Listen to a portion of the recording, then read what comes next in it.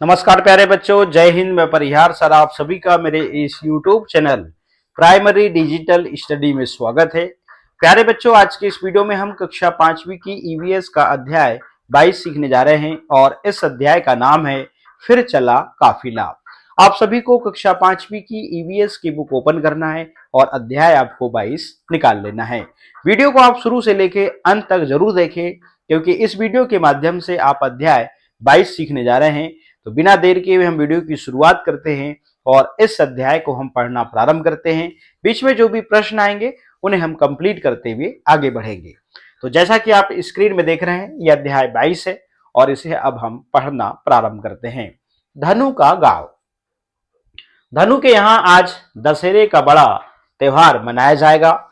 सब रिश्तेदार अपनी अपनी बैलगाड़ियों पर सामान लाद कर लाए हैं। धनु के बाबा परिवार में सबसे बड़े हैं, इसलिए सभी त्योहार उन्हीं के यहाँ मनाए जाते हैं। इस त्योहार पर मामी, आई और चाची मिलकर गुड़ और पूरन पोली मतलब चने की दाल की मीठी रोटियां बनाती हैं। साथ में तीखी कढ़ी। दिन में गपशप चलती है, मगर शाम को माहौल कुछ बदल सा जाता है। सब औरतें और बूढ़े बच्चे सामान बांधने लगते हैं। आदमी लोग मुकादम मतलब कर्ज वसूल करने वाले को मुकादम कहते हैं के साथ मीटिंग के लिए बैठते हैं। मीटिंग में मुकादम सभी के कर्जे के पैसों का हिसाब करता है। किस परिवार के ऊपर उसका कितना कर्जा बाकी है यह भी देखता है। फिर शुरू होती है आगे की बातें। मुकादम सभी गांव वालों को अगले 6 महीनों में कौन से इलाके में जाना है यह भी बताता है। साथ ही देता है खर्चे के लिए कुछ पैसे। चलेगा, इस प्रकार से जैसा हमने पढ़ा वैसा ही हमें यहाँ पर चित्र में दिखाई दे रहा है। आगे बढ़ते हैं। यहाँ देखें आप किस प्रकार से ये जो मुकादम बीच में बैठा हुआ है और गांव वालों के बीच में यहाँ पर वार्तालाप हो रही है। जब से धनु को याद है तब से यही चलता आया है। बरसात के पहले से दशहरे तक गांव के बड़े किसानों के खेतों में काम होता है। इन खेतों में धनु के परिवार जैसे ही कई परिवार काम करते हैं। इस कमाई से उनका इन महीनों का खर्चा चल जाता है, पर बाकी के कुछ महीने जब बरसात नहीं होती तब खेतों में भी काम नहीं होता। फिर उस समय गुजारा कैसे हो, इसलिए सब कर्जा लेते हैं। इस कर्जे को चुकाने के लिए वे मुकादम के लिए काम करते हैं और यह मुकादम शक्कर के कारखाने का दलाल है और वह उन्हें गन्ने के खेतों में काम दिलवाता है। इससे संबंधित कुछ प्रश्न हैं, इन प्रश्नों के उत्तर हम इस प्रकार से कंप्लीट करते चलिएगा। क्या धनु के गांव में सभी किसान अपनी जमीन पर काम करते थे? तो उत्तर लिखते हैं, धनु के गांव के सभी किसानों के पास जमीन नहीं थी। अधिकतर किसान बड़े किसानों की जमीन पर ही काम करते थे। अगला प्रश्न है, धनु के परिवार के पास अपने गांव में कब काम होता था और कब नहीं? तो उत्तर लिखते हैं, धनु के परिवार के पास अपने गांव में बरसात के पहले से दशहरे तक खेतों में काम होता था, लेकिन बाकी के कुछ महीने जब बरसात नहीं होती तब कोई काम नहीं होता। अगला प्रश्न है, क्या तुम कुछ ऐसे परिवारों को जानते हो जो खेती से जुड़े हैं और जिन्हें काम के लिए कुछ महीने घर छोड़ना पड़ता है? तो उत्तर लिखते हैं, जी हाँ, शहरों में काम करने वाले अधिकतर मजदूर खेती से जुड़े होते हैं। जब खेतों में काम नहीं होता तब वह काम के लिए कुछ महीने घर छोड़कर मजदूरी करते हैं। अगला प्रश्न है, अगर धनु के गांव के लोग अपना गांव छोड़कर काम के लिए ना जाए तो वहां उन्हें कैसी परेशानियां हो सकती हैं? तो उत्तर लिखते हैं, अगर धनु के गांव के लोग अपना गांव छोड़कर काम के लिए ना जाए तो उन्हें घर की जरूरतों के लिए पैसा नहीं मिल पाएगा। अनाज, कपड़े, पानी, बच्चों की पढ़ाई इत्यादि आवश्यकताओं को पूरा करने के लिए उन्हें गांव के बाहर जाकर काम करना ही पड़ता है। अगला प्रश्न है, धनु के गांव में जब बारिश नहीं होती तब खेती भी नहीं हो पाती, क्या बारिश के पानी के बिना भी खेती की जा सकती है? तो उत्तर लिखते हैं, पहले बारिश न होने से खेती नहीं हो पाती थी, लेकिन आजकल सिंचाई के कई सारे स्रोत जैसे ट्यूबवेल, नहर आदि के होने से बारिश के ना होने पर भी खेती की जा सकती है। अगले पेज से पढ़ना कंटिन्यू करते हैं। अब आगे कुछ महीने धनु, उसके आई बाबू, चाचा, उनके 2 बड़े बच्चे, मामा मामी, उनकी 2 लड़कियां और गांव के 40-45 परिवार अपने घर से दूर रहेंगे। और दूर जाते हुए आपको यहां पर ये परिवार आप इस फोटो में देख रहे हैं। 6 महीने धनु और उसके जैसे कई बच्चे स्कूल नहीं जा पाएंगे। धनु के घर में उसकी बूढ़ी दादी, एक चाची जो देख नहीं सकती और 2 महीने की चचेरी बहन ही रह जाएंगे। इसी तरह गांव के अन्य कई परिवारों में भी बूढ़े और बीमार लोग रह जाते हैं। धनु को अपनी दादी की बहुत याद आती है। वे उसे बहुत प्यार जो करती है। धनु हमेशा सोचता है कि उसके पीछे से दादी की देखभाल कौन करेगा, पर धनु क्या करे। इस प्रकार से यहाँ पे ये 3 प्रश्न हैं और इन 3 प्रश्न के उत्तर हम पहले कंप्लीट करते हैं, उसके बाद हम यहां से पढ़ना शुरू करेंगे। तो प्रश्न है, जब धनु का परिवार और गांव के लोग काम के लिए दूसरी जगह जाते हैं तब कुछ लोग गांव में ही रह जाते हैं, ऐसा क्यों होता होगा। तो उत्तर लिखते हैं, जब धनु का परिवार और गांव के लोग काम के लिए दूसरी जगह जाते हैं तब कुछ लोग गांव में इसलिए रह जाते हैं जिससे पीछे से घर की और घर के सामान आदि की देखभाल की जा सके। अगला प्रश्न है, जब धनु और उसके जैसे कई बच्चे 6 महीने तक गांव छोड़कर चले जाते हैं तब गांव के स्कूल में क्या होता होगा। तो उत्तर लिखते हैं, जब धनु और उसके जैसे कई बच्चे 6 महीने तक गांव छोड़कर चले जाते हैं तब गांव के स्कूल में सिर्फ बड़े किसानों के बच्चे जाते हैं।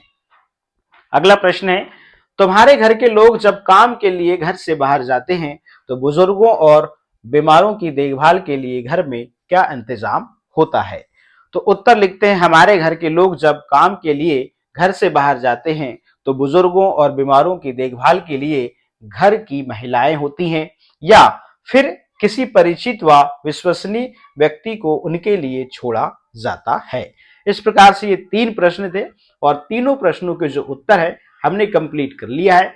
अब हम आगे पढ़ना शुरू करते हैं। लिखा है, दशहरे के बाद परिवारों का यह काफिला अब गन्ने के खेतों और शक्कर के कारखानों के पास झोपड़ियां बनाकर रहेगा। अपनी झोपड़ियां ये गन्ने के सूखे पत्तों और रस निकले गन्नों से बनाते हैं।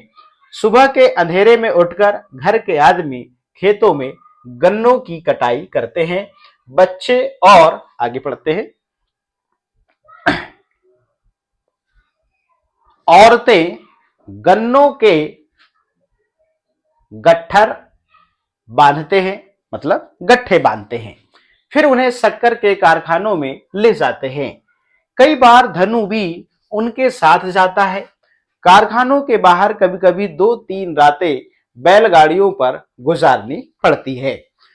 तब धनु अपने बैलों के साथ खेलता है, यहां वहां घूमता है।